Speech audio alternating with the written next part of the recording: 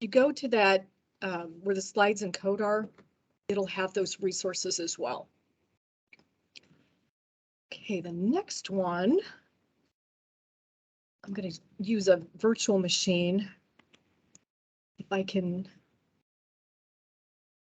presenting, I can't figure out how to get out of this.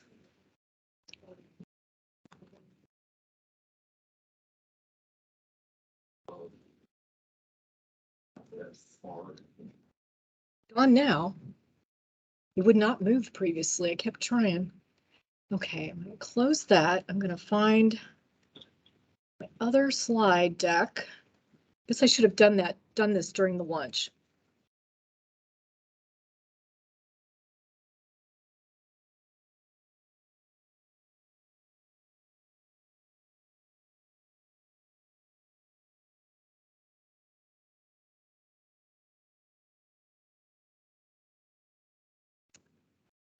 Let's do this. Make sure I grab the right one. All right, the next session is about intelligent query processing. And same thing, you already heard this about me, so I'll skip that. But intelligent query processing is something that Microsoft started doing in 2017. I think there might be one or two that goes back to 2016, but there are certain anti-patterns or certain ways that SQL Server behaves that you can't easily get around, okay? And so what Microsoft started doing is looking at how the queries are optimized and try to figure out ways around these problems. So this is the map of all of them up to 2019. They've kind of reorged the map, which I never looked at until the other night. I kept finding this map out there when I'd go look. Well, they finally have updated with the new map with 2022. I'm only going to show one feature on 2022. They've added a bunch of them, and most of them I haven't really had a chance to dig into yet. So I'm going to show one from 2022, my favorite one. So all of these are things that have been added to SQL Server. Typically, they'll show up in Azure SQL Database first. And some of them work in 2017. Some of them you have to wait until 2019 to get. Okay. The next thing that you might think of, well, do you need Enterprise Edition or Standard Edition or a particular edition to get these? So as of the last time, at least up to 2019, the ones that I have circled in red, you have to use Enterprise Edition to get. Okay. I'm not sure exactly why, but I noticed that they all have the word batch, which is part of column store index. Okay. And so part of these things, either they only work with column store indexes involved, or like in this case, batch mode on row store, we're bringing some of the functionality of column store over into regular row mode. But I'm going to dig into each one of these, plus one of them from 2022. So the first one is batch mode adaptive joins. So you probably have been in the situation where if a high number of rows is going to go through a query, it might need a hash match. But if a small number of rows would go through, that's overkill, and maybe a nested loop would work. But we really don't want that nested loop to get stuck in the cache for, the large number of rows. So it's kind of a parameter sniffing thing. So in 2017, they introduced this new feature called batch mode adaptive joins. It only works if there's a column store index involved in the query. And there is a workaround for this if you don't have one, because you can create a temp table that's empty with the column store index and just make that part of the query, and now you get this behavior. So that's the workaround. This one is Enterprise Edition only. So let's take a look at that. And I'm going to jump over to my 2020 SQL Server instead of local. Let's see, I don't need that. Do I not have? I don't have all these pulled up.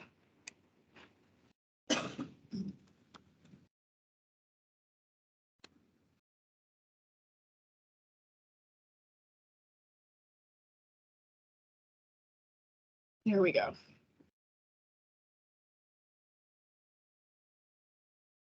Might have been simpler for me to just have them all in one script, but that's okay. Okay, so adaptive join. I'm going to use worldwide importers. Again, this one really needs that column store index involved. And this and wide world importers DW does have it. And I stole the query from Microsoft's documentation. I had to delete some rows to create that skewness because everything was pretty evenly. When I just ran their example, I didn't get the behavior. And I'm like, why am I not getting it? Because they didn't have the skew. And so I created that. Let me run this again. I think it's okay. All right. So the other thing I'm going to do is use a stored procedure to call this. And the reason is that I want to make sure that we're using a plan, that I'm not accidentally grabbing an extra space or something to where SQL thinks it's a different query. And I'm going to set the compatibility back. I'm going to clear the cache. So the way I'm turning this feature on and off is I'm changing the compatibility level of the database. I'm actually running release candidate 0 of SQL Server 2022. If I run this first query, it returns 206 rows, which is a pretty good amount, not a ton. And I get this plan back that's a hash match. That is the first time this ran, that's the best plan for that data. If you remember, I just deleted a bunch of the rows from 78, so there's not many. And we get the same plan because that plan is stuck in cache, right? It's stuck there. I'm going to clear the cache out. I don't recommend doing that on a routine basis on your production. And I'm going to run them in the opposite order and see what happens. When I run 78 and get a small number of rows, I get a very different plan. Now all of a sudden I get a nested loop, right? And I'm actually, instead of scanning the clustered index, I'm doing a seek. If I do the 360, the larger number of rows, I'm stuck with that plan again. So whichever goes first, I'm stuck with it. I'm going to set the compatibility level, free the cache again, just in case. And I'm going to run that first one. And look at the execution plan. And it is very different. I'm like, what in the world's going on here? We have this new thing. I was thinking I would get, here we go. I was thinking I would get Zoom It to show up and it did something else.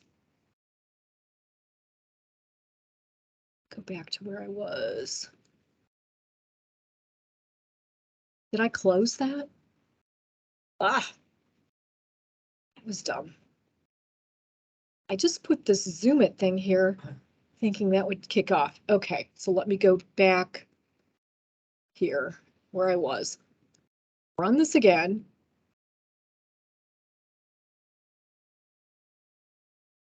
I gotta be in Wide World Importers DW.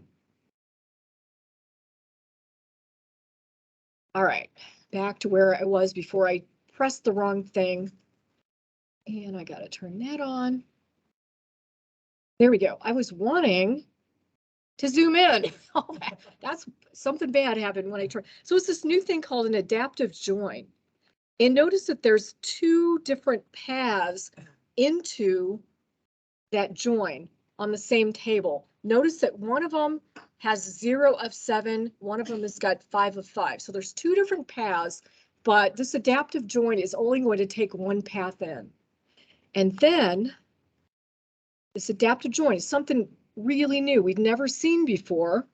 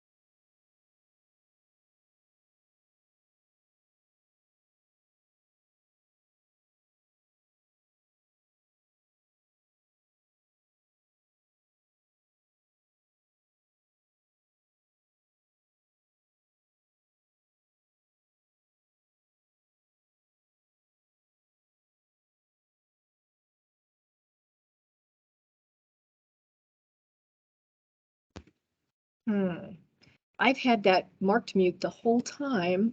So you weren't able to hear me, or you could with your, because you've had the earphones on. Okay. The last session was fine. Okay. Yeah, I didn't really even unmute or mute before. All I did was just get here and start going. Okay. So that's probably going to mess up the recording. But this is, you got other.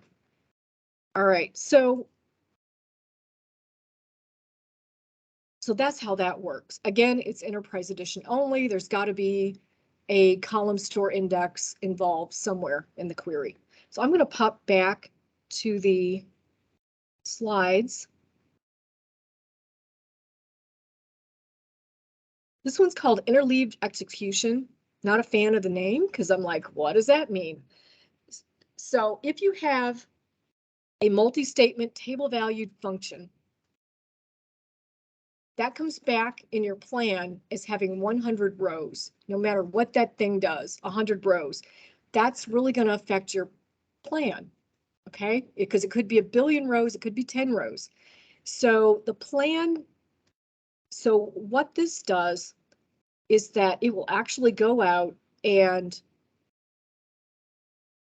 what is the word I'm trying to get? It will create it. It will run that piece and then adjust the plan based on the actual cardinality. Okay, this was introduced in 2017.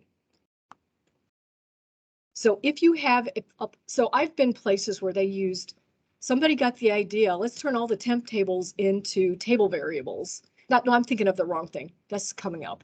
This is, I think what happens here is that people hear the advice, oh, that doesn't run well, turn it into a table valued function. Well, if it's multi-statement, it's still not going to run well or run fast, right? If it's just a select inside your, that's that's going to run fast. There's lots of different types of table valued functions. There's two main types. All right, so let's jump over to the SQL Server here.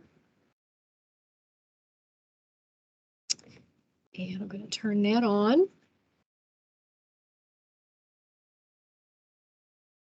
And I'm going to use copies of Atom Mechanics tables here and set the compatibility back. So if I have an inline table valued function, all it's got in it is just a select. And I think of these as parameterized views. You can pass a parameter in where you can't really with a view. Those run very well. So here I'm joining on this function, passing in some values.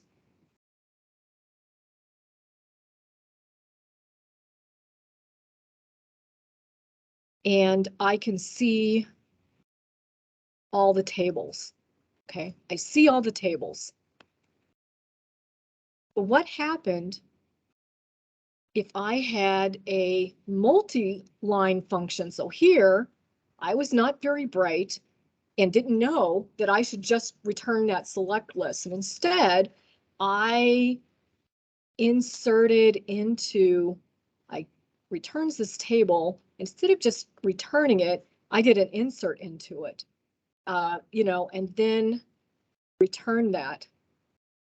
Or I could do any number of things. I could have a loop. I could create table variables, all kinds of things. When I do that, and then run it, it looks just like it did before, except now it's multi-line.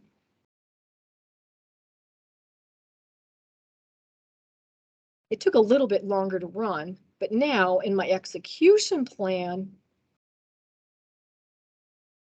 I don't see what it actually did. I don't see the tables that function touched. All I get back is table valued function, the name of it, and 100. It's always going to show 100. Okay. If I set that to 2017 compatibility mode and run that same query, the only difference is I changed the compatibility mode.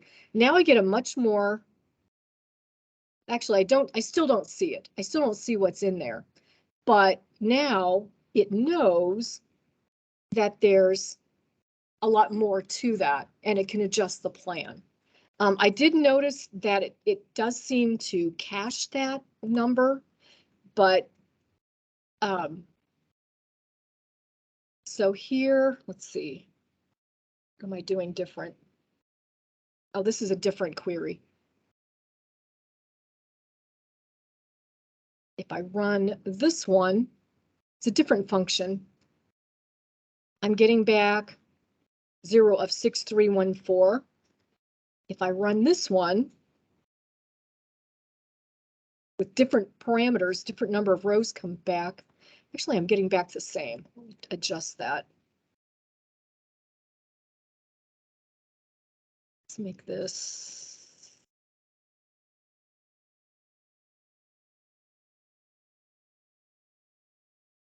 When I experimented with this, it seemed like it always came back. Okay, so it's always comes back with a 6314. But I'm getting that number of rows too, so maybe that's not a good example.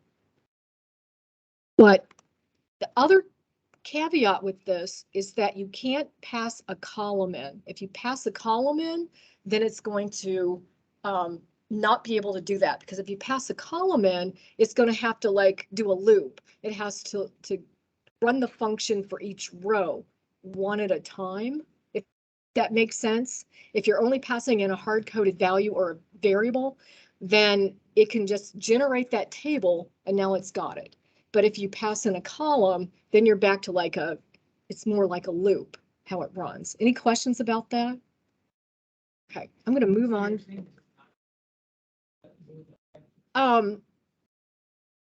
It's, if you can, multi-statement parameterized table value function, multi-statement table valued functions are typically don't perform well.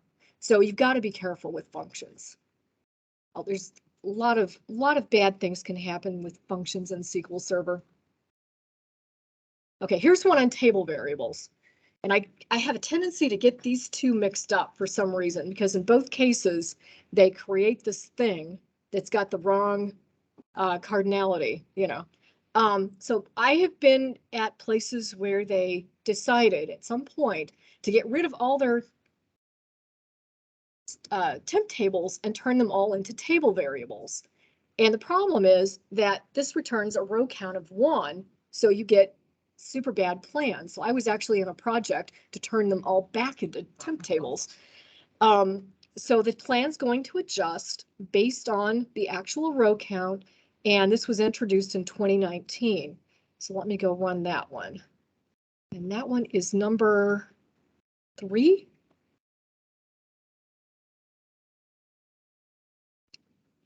And I've got a stored procedure. Insert some data into a table variable, and then later joins on that and returns the value, returns the rows from this join.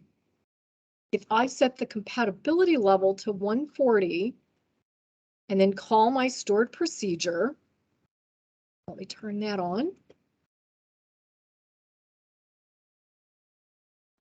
And take a look at the execution plan. I'm going to ignore the first part because that was just inserting the rows into that table variable. But the bottom part, if I can get it to come up, the bottom part, I've got a table scan of this at details. It thinks there's only 1 row coming back, but there's actually 121,000 rows coming back. And my sort, I've got has spilled to disk because it didn't realize it needed to give it such a big memory grant. Okay, so this is a big problem. So if I switch to 2019 compatibility and run that same stored procedure, obviously these are all running fast, but you can see if we scale to much bigger databases. And I look at the execution plan, I'm going to skip the first part because that's populating the table. But the second part, now, instead of a nested loop and a sort and all that mess, now I have a hash match, and it knows that, here's the thing down here, it knows that there are a large number of rows here. Okay, so it's much better. Even if I want to use those, I can. Or if I have a legacy product, I have a legacy system and I hadn't ever figured out what was causing these stored procedures to run so slow, and I upgrade to 2019, all of a sudden I've got better performance. I may not even know why, but this is why. And if I do a smaller date range, I will see that it caches that number, but chances are, chances are this is going to get me the right plan, because if I have my choice between 2 plans, nested loop or hash match, this one's going to get me the right one. And even if I have 1 million rows one time and 2 million rows another time, the plan's not going to change for that, for those large numbers. So it's definitely a good feature. Any questions about that? Okay.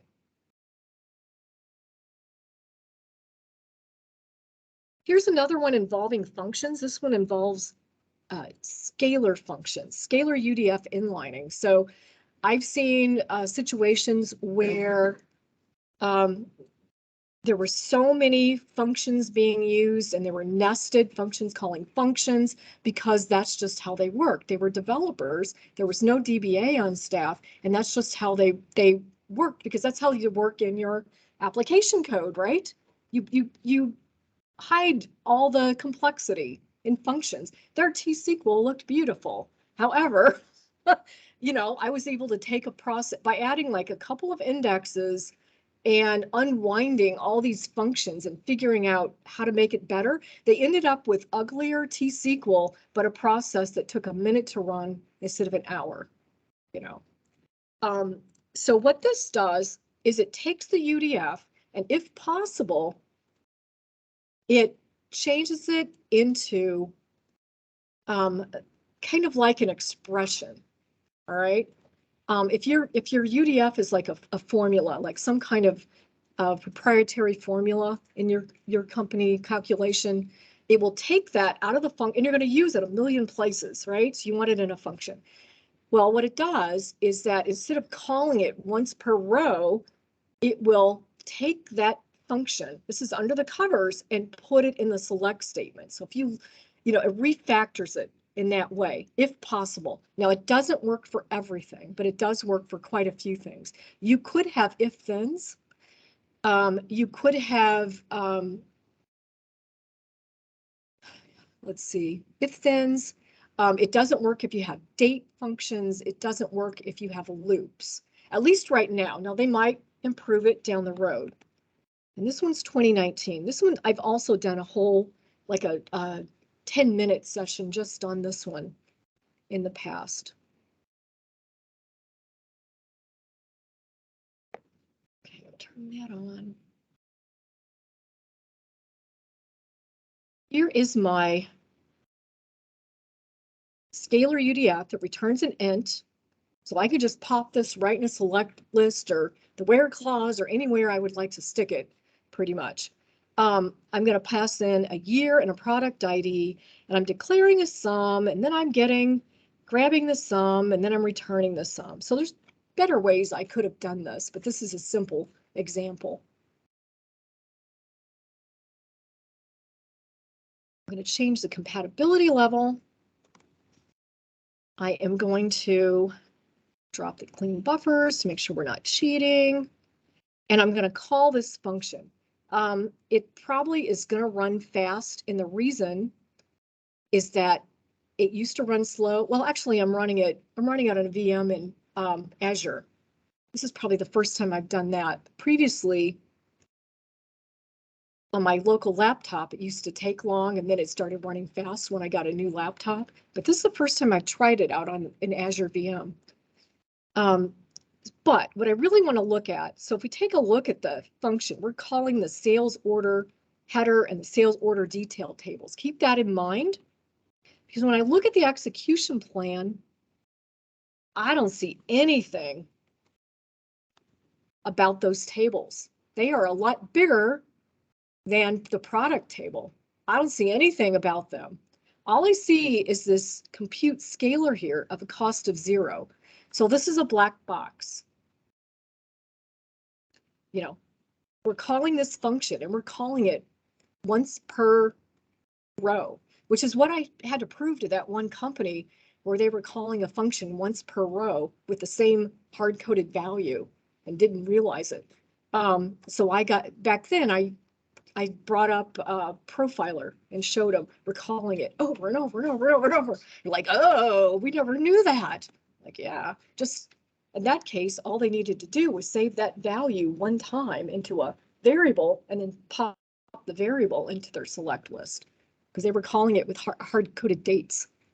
So why doesn't the execution plan show the headers? Yeah. I don't know why. That's just how SQL works. I don't know why. It just sees it. It can't see into that other thing. Okay, right. So what do we do about that? We upgrade to SQL Server 2019. It's going to set the compatibility level to 2019. I'm going to call the exact same UDF. It will run faster. It's running fast no matter what I do here. But if we take a look at the execution plan, it looks very different.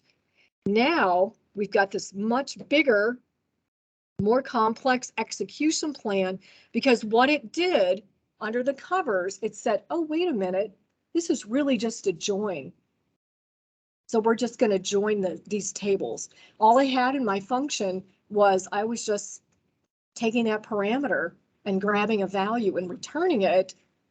I can just, you know, do that. So here I actually see what's going on. So like I did a lot of query tuning before I joined Redgate, and you know, I would see this over and over and over. You know, you look at the execution plan, it looks fine, but oh, wait a minute, here's a UDF. That's where our bottleneck is. You know, not as big as that one engagement that I had, but quite a few like that. It does work with, I'm going to just not, this one's got an if in it.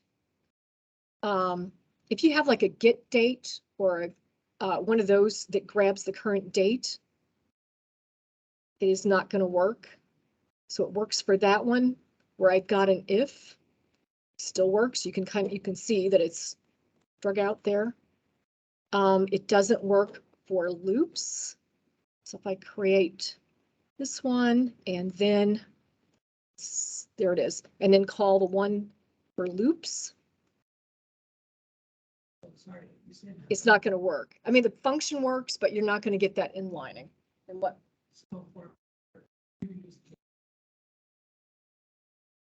If you use get date, like if you're trying to figure out the current date inside the function, inside it, it will work, but you will not get the inlining. And let me just show you really quick. Well, here's one with date and time. Guess I'll run through that one as well.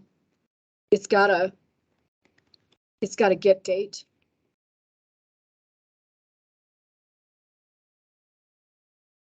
With get date, or any of the other functions that grabs the current. The function runs, however, we don't get the inlining. Seems like they could fix that one. There is a query you can run. I'm not going to do the where clause. I'm going to do the whole thing. Is my function inlineable? You know, yes. Yeah. It's a system view. System view you can get. So is inlineable is added to the SQL modules system view in 2019. So you can, let me filter this to make it easier because there were so many were coming up. So if I'm looking, if I'm just passing in the date, that works. If I got an if, that works. If I've got a loop, no. If I got a get date inside it, no. So I really love this. Just because I've seen so many places that are using a lot of functions. And so, again, we get our like readability and attainability back. Yes, yes. In some, there's a lot of limitations. Yeah, and there's a long, right. So if you go out to the documentation, there's a bunch of caveats or things, you know, where it doesn't work. That identifies all. Yeah. Batch, yeah, so yeah, but you can use that to find it. Batch mode on row store is one I really love. This is probably my favorite. Have I said that before? My favorite because windowing functions, which has kind of been a specialty of mine, there's some of them that don't scale well, and this takes care of that. So batch mode is something for column store index where the problem is broken down into smaller pieces, and it's for kicks in when there's a high number of rows and you're doing an aggregation. And it does require Enterprise Edition, and basically it ports that functionality over to row store. When I think about it, I kind of think about parallelism, but it's not really parallelism. It is different. So let's see. Turn that on.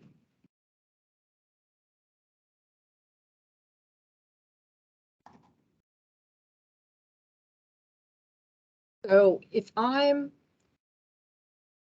seeing how long it takes to get a count of these rows, that's a large number of rows, 31 million rows. It took 6 seconds and I got the answer back. And, you know, it's pretty straightforward what we're doing there.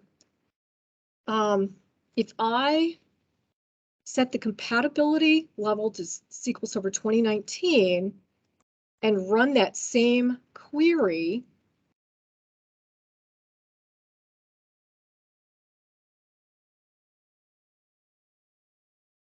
is it going to take longer this time? It also took 6 seconds.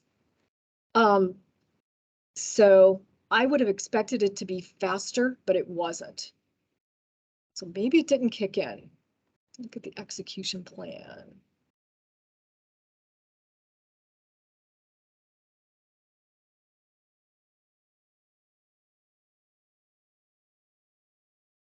You don't even see the thing at the top. Let me make sure I ran this piece.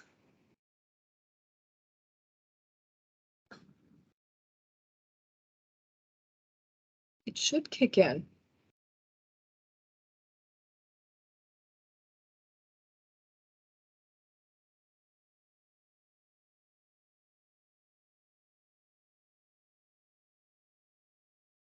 So it didn't. I don't know why it didn't kick in, but what if it did, it would say batch here. It would say batch and it would have ran faster and the plan would have looked a little different. So I am not sure why it's not working. Let me try this other one. So this one has got a count over, which typically a count over doesn't scale really well. That running total I showed you earlier today does scale. See what happens here. This one may be a bust today. I'm not really sure why.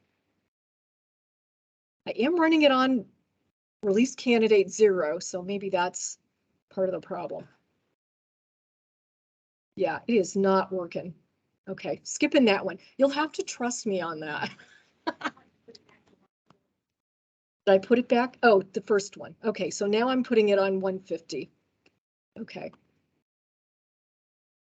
Good call there. Okay, let's see what happens at 150. Yeah, it did kick in here. The difference in the plan, see this new thing called window aggregate. When that kicks in, you'll see this window aggregate instead of seeing a bunch of table spools. Okay, so you'll see this. The table spools are created in TempDB. SQL Server is using TempDB for work tables, but if you see this, it's creating them in memory instead. And I don't know why it didn't work on that select count. It should have. If I make sure we're on that, and batch mode on row store did kick in. So the problem is on some of these, like this count over, like that, typically will not scale, but by having this feature, it will scale. Okay. And any questions before I move on? I've got 2 more to do.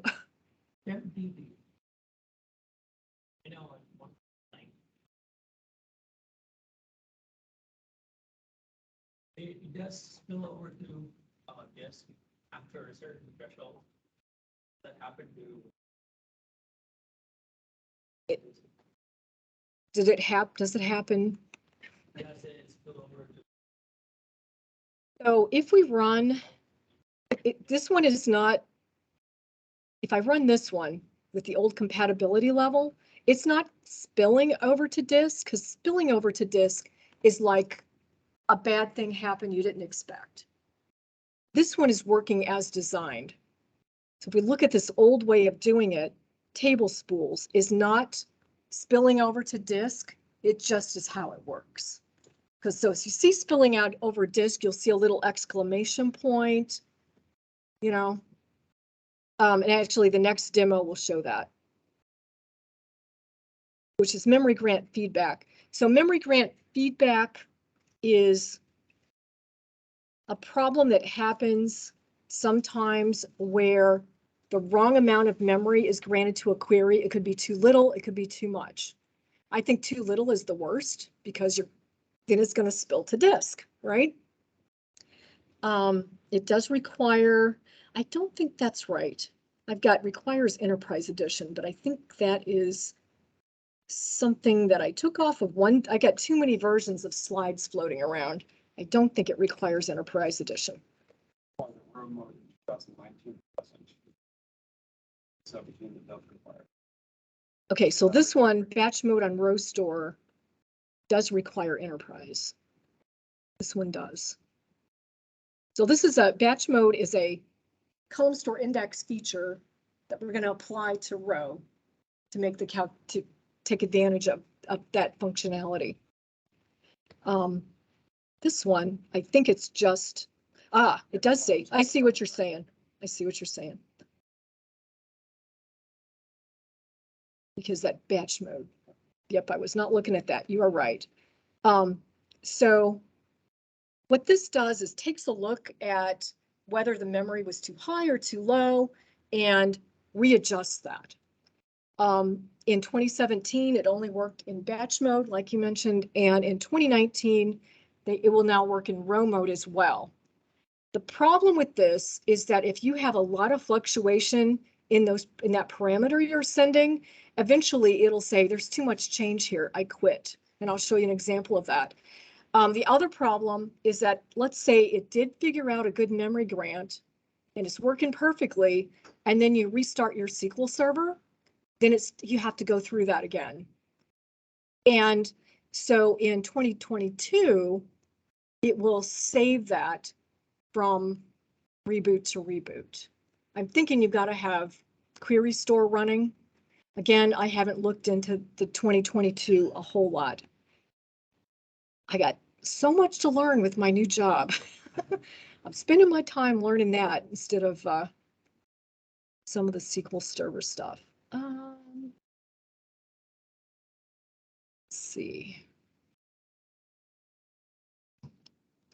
I see what I did. I'm on the wrong machine. Here we go.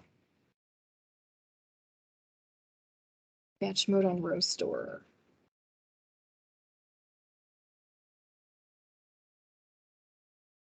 Just did. Memory grant feedback. That's where I need to go. Okay, this example is from an article by Greg Larson. Some of you may know him. And I'm going to just do a select star from sales orders in the Wide World Importers database. The only interesting thing I found about this one, it was hard to actually replicate, but with other tables, and what I found was this one had a varchar max column that causes the problem. So if I look at the execution plan, did I set the compatibility back? I did. I am not seeing the problem.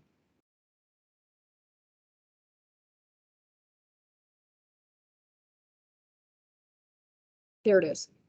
Okay, so you'll see a little exclamation point. In this case, it gave too much memory back, or assigned, too much.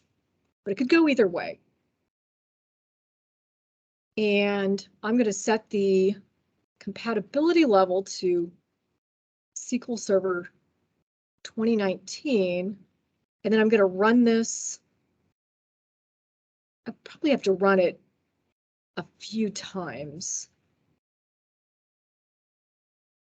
And now notice that that's gone. That exclamation is gone. It's got the right memory grant. And if I look over here on the memory grant info,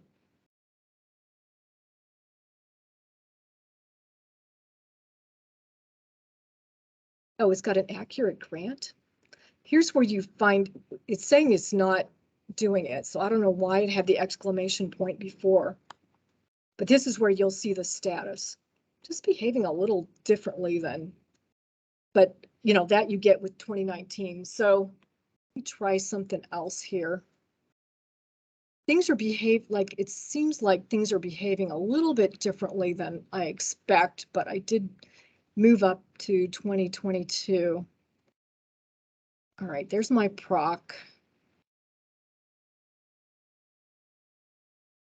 I'm going to run this a few times, going back and forth between something that returns back a large number of rows and something that returns a small number of rows.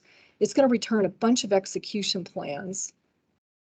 I should see some exclamation points. It is not working.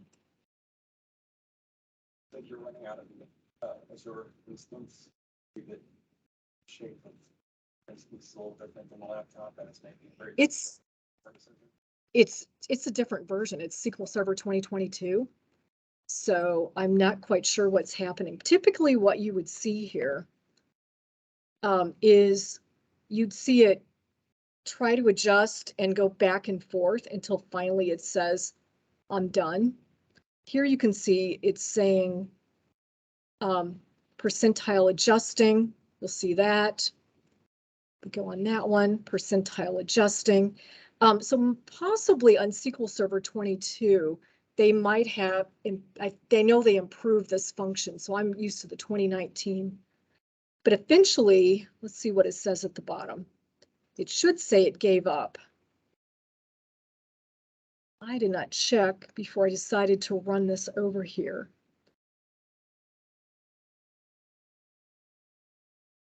Memory grant info. Adjusting. So evidently they've improved it enough that I'm not seeing the bad behavior that I used to see in 2019.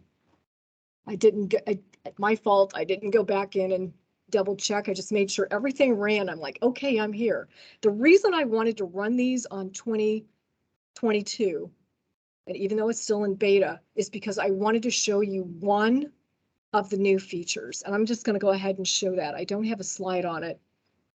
I don't know if it's going to be in Enterprise Edition or anything like that. As far as I know, Microsoft has not made any of those announcements.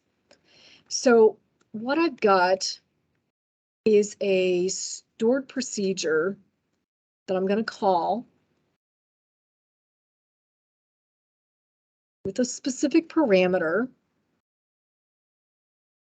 And I see that I've got a key lookup and a nested loop because there's not a lot of rows coming back. I'm going to call it the same stored procedure again, but this time with a different parameter. It's taken a while to run. A lot more rows are coming back.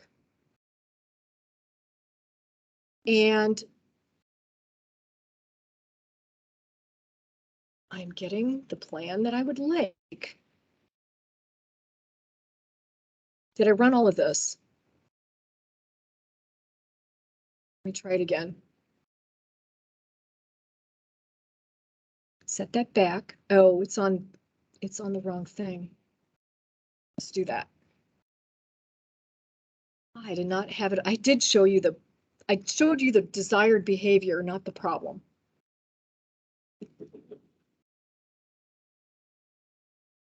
Okay. Nested loop, that's cool. This one should also have a nested loop.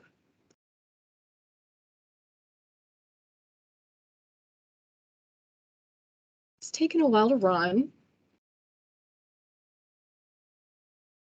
And it's got a nested loop and it's spilled to disk. It's all bad. This is that type of problem that we call parameter sniffing, right? This is a parameter sniffing issue.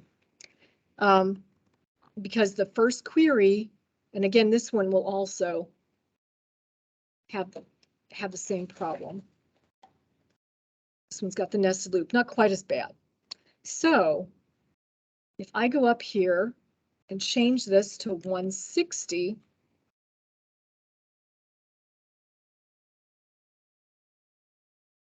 and try it again, this one should have a nested loop, and it does. Previously, this one also did, and it spilled the disk. It was really a bad mess. But we're, you know, this happens. Taking a while to run. And this time I have got a clustered index scan. I do have a spill to disk, but at least I'm not doing a nested loop. And I've got another one. That one had 717,000 rows. This one has 13,000 rows. And again, I'm getting that bigger plan. So what's going on here is that SQL Server is saving 3 different plans for this query. So they each have the same parent ID, but there's 3 different variants. So there's one variant that's got the nested loop. The other 2 variants have, they have the same shape of the plan, but they have a different memory grant, is what they should have. So if we take a look at, let's take a look at this one. It takes so long to run. If we take a look at the XML, we can see a few things. Parameter sensitive predicate with boundaries. So your statistics have got to be, what I found, your statistics have got to be up to date. Your index also has to be not fragmented, because I had my statistics up to date, but my index was fragmented and I was not getting this to work. So make sure of those things. So you see this parameters sensitive predicate and these boundaries. So if it falls in to that particular number of rows, well, then you'll get that plan. And there's also, but if you, let's run the nested loop one. Take a look at that.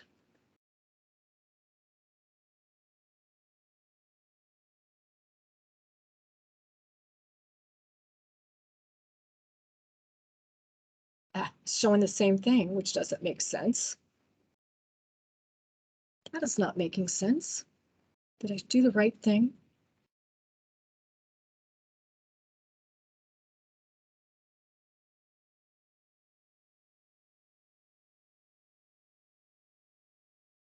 Yeah, this is not really returning what I think it should return. Unless maybe it's under 100, run this one. You know, I'm not really sure. But if you look, you know, at the different like pieces of information, they'll be different. Again, there's a bunch of new ones out there. So be sure to go ahead and take a look at the documentation. You could also, I've been turning these on and off at the, is it only going on 3? Yeah, I was thinking it was going on 4. Okay. Like, phew.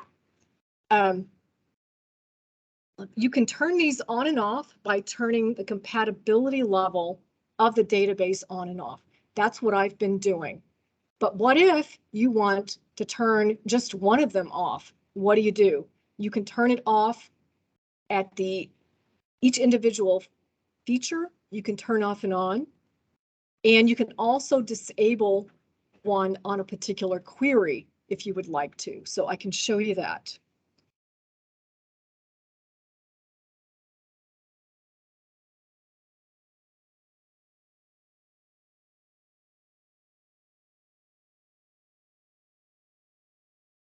So there I've got it set to SQL Server 2019, but I am going to turn off deferred compilation, which is the table valued function, that multi-statement table valued function.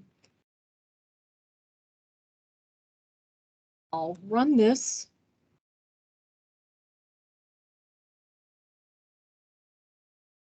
Did I not? Let's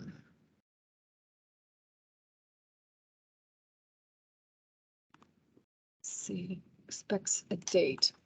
Let me take a look at that stored procedure really quick. I thought everything worked.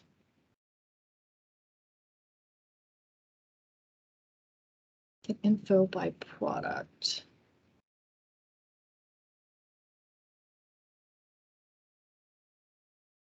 Date 1 and date 2. So this is the one where it inserts into the, this is actually not what I thought it was. It's a table variable. Haven't looked at this code for a while. Okay, so we're going to turn, I kind of don't like, I mean, this is very unintuitive to me, so that's why I thought it was something different. This is a table variable. So this one requires 2 dates. So we're just going to give it 1.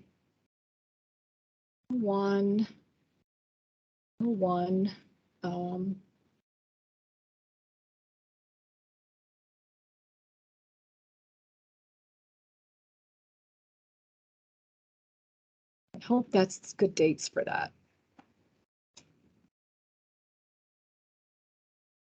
Ugh, that's not even good dates.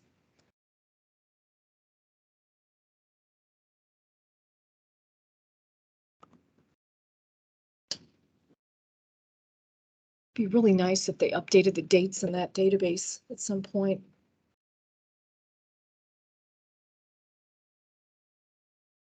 Okay, so the first one is populating the table variable. And the second one is using the table. And again, it just shows 1. Thing popped up at the wrong point. 1. So we've got a plan that's not really great for this query. I'm going to go ahead and turn that back on. And let me copy that. Run it again. So before I turned it off, I turned everything on for the database. I turned it off. I turned it back on. And this time, I'm going to look at this bottom one, and it still is not working. Ah. Did I do that? Maybe I didn't do it.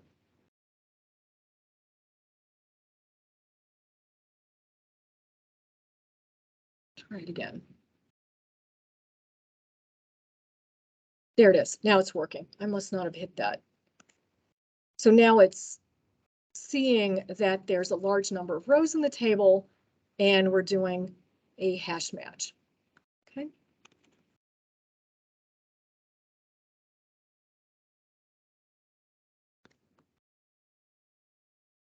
I could turn it off for just one query if I would like. So I am using that same stored procedure, except I'm using this hint, disable deferred compilation TV.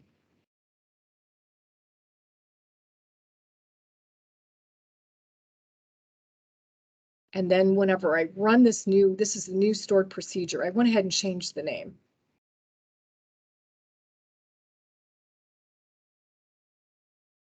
And I get the old plan. So here I've just turned it off, but it should work for all my other queries. God, I don't know.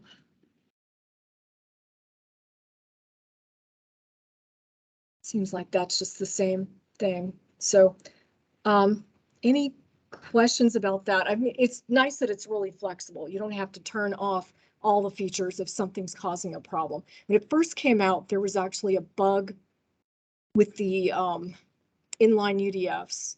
And so a lot of folks were wanting just to completely turn that off until they got the bug fixed. But otherwise, I am very happy that Microsoft is doing this. Some of the things that they have with 2022 are things like figuring out what max stop should be for a query. Some things like that, which would be really good. Really good. Max stop is like a big pain in every DBA side, right? But yeah, if you go out like to the 2022 playlist, they've got a whole bunch of just things about 2022. Again, my slides and demo are out here. Sorry, some things are not working as I expected, but I guess I should have like I just made sure everything would run and didn't really see that, oh, maybe SQL Server 2022 does change how this works, regardless of what you have the compatibility set, which is good. They fixed some problems with that memory grant because previously it would just give up. Now it looks like it's happier. It doesn't like give up after things switch back and forth. So that's all I've got on this. Can we take about a 5 or 10 minute break? And I want to do a quick demo from Redgate, if that's okay.